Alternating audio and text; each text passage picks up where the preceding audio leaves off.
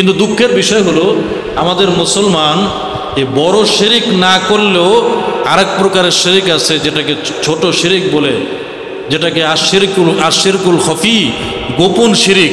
যেই শিরিকের কারণে ইমানও নষ্ট হয়, আমলও নষ্ট হয়।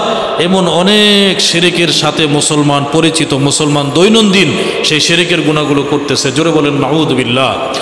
এর মধ্যে এই শিরিকেরগুলোর মধ্যে দেখেন মাজার পূজা, কবর পূজা, পীর পূজা, বুজুর্গ পূজা, অলিদের পূজা, এরপরে ভালো মন্দকে বিশ্বাস করা, ওসিলা অন্য কাউকে বানানো, এই সমস্ত শিরিক তো মুসলমানরা করে। পাশাপাশি একটা শিরিক মুসলমান করে যেটা শরীয়তের পরিভাষায় আল্লাহর রসুল শিরিক বলে ঘোষণা করে গেছেন। আল্লাহর রসুলের একজন সাহাবী ওলীদ ইবনে লাবিদ রাদিয়াল্লাহু তাআলা আনহু, তার থেকে বর্ণিত আল্লাহর রসুল বলেন, ও আমার উম্মতেরা, তোমাদের থেকে সবচেয়ে বেশি ভয় করি এমন একটা গুনাহ, যেই গুনাহটা মুসলমানদের ঈমান আমল নষ্ট করে দেয়। যেমন দিয়াশলাইয়ের একটা কাঠি পুরো জঙ্গলকে জ্বালিয়ে দিতে সক্ষম, দিয়াশলাইয়ের একটা কাঠি যেমন পুরো জঙ্গলকে জ্বালিয়ে দিতে সক্ষম, ঠিক তদ্রূপ মুসলমানের 60-70 বছর ইবাদত বন্দেগী ছোট্ট একটা শিরিক ওই রকম জ্বালিয়ে দিতে সক্ষম। তো সাহাবায়ে কেরাম বলল, কি এরকম শিরিক যেই শিরিকের কারণে আপনি আমাদের আমলের ব্যাপারে সবচেয়ে বেশি ভয় করেন? আল্লাহ রসুল বললেন, সেই শিরিকটার নাম হলো রিয়া, যেটাকে বাংলায় বলা হয় লোক দেখানো, লৌকিকতা প্রদর্শন করা, আল্লাহকে বাদ দিয়ে মানুষকে খুশি করার জন্য ইবাদত। দেখেন, আল্লাহকে বাদ দিয়ে মানুষকে খুশি করার জন্য ইবাদত করা, এটা আমাদের সমাজে অহরহ হইতেছে। যেমন আমাদের সমাজের কিছু মানুষ আছে, এই ভুলগুলো আমাদের হয়, কিন্তু এটা যে শিরিক, এটা যে আল্লাহর সাথে শরিক করা, আল্লাহকে বাদ দিয়ে অন্য কাউকে খুশি করা, এই জিনিসটা যে হইতেছে, এই গুনাহের কাজটা হইতেছে, এটা অনেক মুসলমান জানেই না। যেমন একজন আমাকে বলল, হুজুর, এক জায়গায় দাওয়াত খেতে গেছি, দাওয়াত খাওয়ার সময় মেজবান কাকে বলে? যে দাওয়াত কি করে? মেহমানকে যে দাওয়াত গ্রহণ করে। আর মেজবান কাকে বলে? যে দাওয়াত দেয়, খাওয়ায়। ঠিক না ভাই? ঠিক। তো মেহমান সাহেব বলতেছে, হুজুর, এক জায়গায় দাওয়াত খেতে গেছি, তো উনি করলো কি, আমাদেরকে খাবার টাবার সামনে দিয়া, আমাদের খাবার দাবার শেষ, হাতের থেকে একটা মোবাইল নিয়ে এই খাবারের ছবি উঠায়, আমাদের ছবি উঠায় ফেসবুকে পোস্ট করলো। কোথায় পোস্ট করছে বুঝতে পারি না কথা, ফেসবুকে পোস্ট করছে। তার উদ্দেশ্য কি? রাসূল সাল্লাল্লাহু আলাইহি সাল্লামের যে ইবাদত, মেহমানদারি করা, রাসূল সাল্লাল্লাহু আলাইহি সাল্লামের সুন্নত, আল্লাহর ইবাদত, মেহমানদারি করছে। মেহমানদারি করার উদ্দেশ্য কি? আল্লাহকে খুশি করা। মেহমানদারি করার উদ্দেশ্য কি? কথা বুঝাইতে পারি না বলে। আপনি যে 10,000, 15,000, 20,000 টাকা খরচ করে মেহমানদারি করলেন, মাছ, গোশ ইত্যাদি ইত্যাদি হাবিজাবি অনেক কিছুর আয়োজন করলেন, 10টা লোককে আপনি খাওয়াইলেন, এর উদ্দেশ্য কি? আল্লাহকে খুশি করা না? কথা বুঝাইতে পারি না বলে। আল্লাহর ইবাদত করা এবং রসুলের সুন্নত আদায় করা, এই দুইটাই তো। এখন আমাদের সমাজের অনেক মেজবানদের এই চিন্তাধারা বাদ দিয়া, আল্লাহর ইবাদত, রসুলের সুন্নত বাদ দিয়া ফেসবুকে পোস্ট করে, যাতে অন্য মানুষ তারে বাহবা দেয়, সে একজন মেজবান, সে ভালো খাবার দাবার করে। মানুষের কাছে আত্মপ্রচারের জন্য, নিজের প্রচার প্রসারের জন্য, মানুষের কাছে বাহবা কুরানোর জন্য, মানুষের মুখে প্রশংসার পঞ্চমুখ হওয়ার জন্য ফেসবুকে পোস্ট করছে। এখন আমি আপনাদের কাছে প্রশ্ন করি, এই কাজটা যে সে করলো, এটা কি আল্লাহর ইবাদত হয়েছে? আল্লাহকে খুশি করার উদ্দেশ্য হয়েছে? রসুলের সুন্নত আদায়ের উদ্দেশ্য হয়েছে?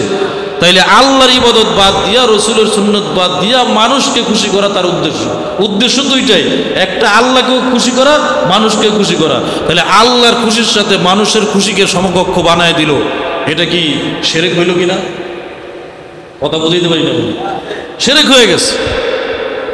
মানুষ যত ইবাদত করবে, মুসলমান যত ইবাদত করবে, সমস্ত ইবাদতগুলো মানুষের খুশি বাদ দিয়া একমাত্র কাকে খুশি করার জন্য? কাকে খুশি করার জন্য?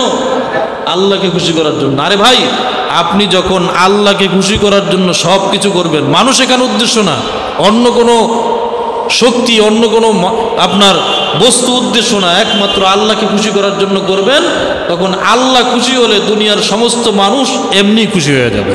ঠিক না ঠিক?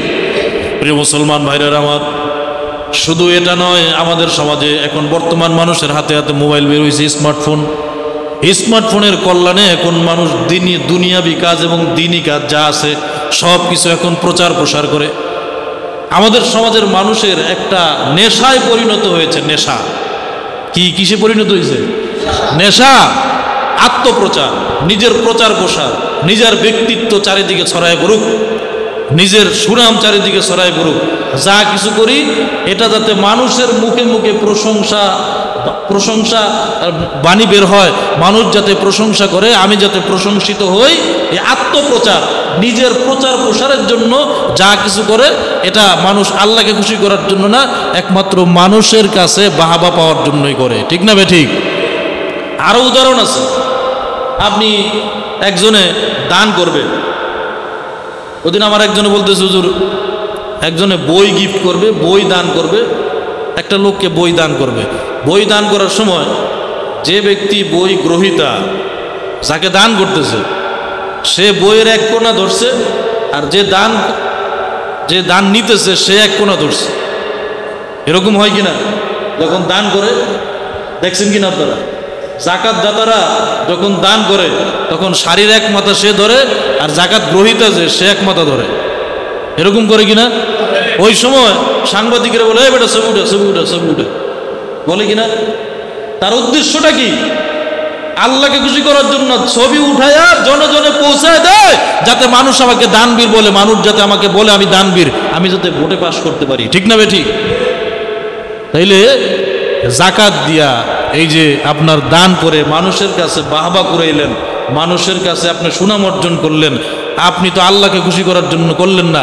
ইবাদতটাকে আপনি আল্লাহর খুশি বাদ দিয়া মানুষের প্রশংসা কুড়ানোর জন্য ইবাদত করলেন।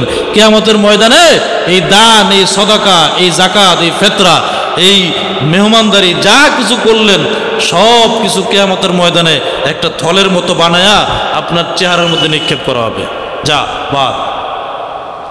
আল্লাহ রসুলের এক সাহাবী আল্লাহ রসুলকে প্রশ্ন করে, ইয়া রাসূলুল্লাহ, যারা মানুষকে দেখানোর জন্য ইবাদত করে তাদের উদ্দেশ্য তো এটাও থাকে আল্লাহ যাতে খুশি হয়ে যায়।